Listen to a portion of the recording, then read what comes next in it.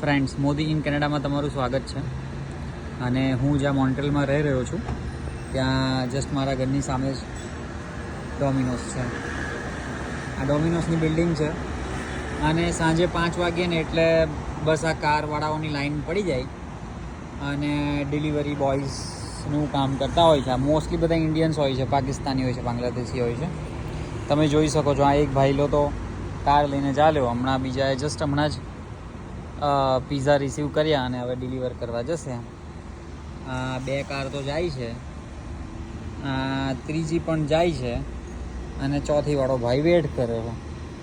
હમણાં બધા પિઝા આપીને આવશે અને પાછા લાઈને લગાવશે. હવે એ લોકોને કેટલા રૂપિયા મળતા હોય એ આપણને બહુ કંઈ ખાસ આઈડિયા નથી, પણ એટલું બધું કંઈ ખાસ ના મળતું હોય તો કેનેડા આવતા પહેલાં વિચાર કરજો કે અહીંયા આવીને કઈ રીતની મજૂરી તમારે કરવી છે. હા, અગર તમે કોઈ આઈટી કંપની તરફથી આવતા હોય તો બેસ્ટ જ છે, એમાં કોઈ સવાલ જ નથી. લાઈક હું TCS તરફથી આવ્યો છું. તો આ ભૈલાના પિઝા રેડી થઈ ગયા.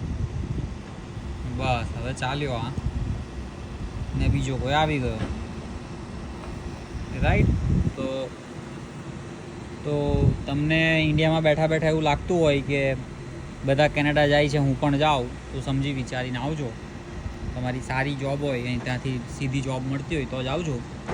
બાકી તો અહીંયા ભણવાના એના પર આવ્યા, બેઝ પર આવ્યા તો પાર્ટ ટાઈમમાં આ જ જોબ કરવાની છે. ક્યાં તો તમારે પિઝા ડિલિવરી કરવા જવું પડશે, ઉબર ઇટ્સમાં કામ કરવું પડશે, જે પ્રમાણે ઝોમેટો છે ઇન્ડિયામાં. ત્યાર પછી કોઈ રેસ્ટોરન્ટમાં તમે વાસણ સાફ કરતા હો, વેટરનું કામ કરતા હોય, બધા અહીંયા મોસ્ટલી આવું જ કામ કરે છે ઇન્ડિયન્સ, રાઈટ. જે લોકો જોબ વગર આવ્યા છે, ક્યાં તો પછી એ લોકો આવી રીતના કોઈ ભણવાના હાયર એજ્યુકેશન માટે આવ્યા છે અને પાર્ટ ટાઈમ નોકરી કરે છે ખર્ચો કાઢવા, રાઈટ. હા, બાકી તમે અગર આઈટી કંપનીમાંથી આવતા હોય અને કોઈ કંપનીમાંથી ડાયરેક્ટ આવતા હોય તો બેસ્ટ જ છે. એ જરૂરથી અવાય, જરૂરથી એક્સપ્લોર કરાય countries like Canada. It's a really good country. Okay, thank you so much.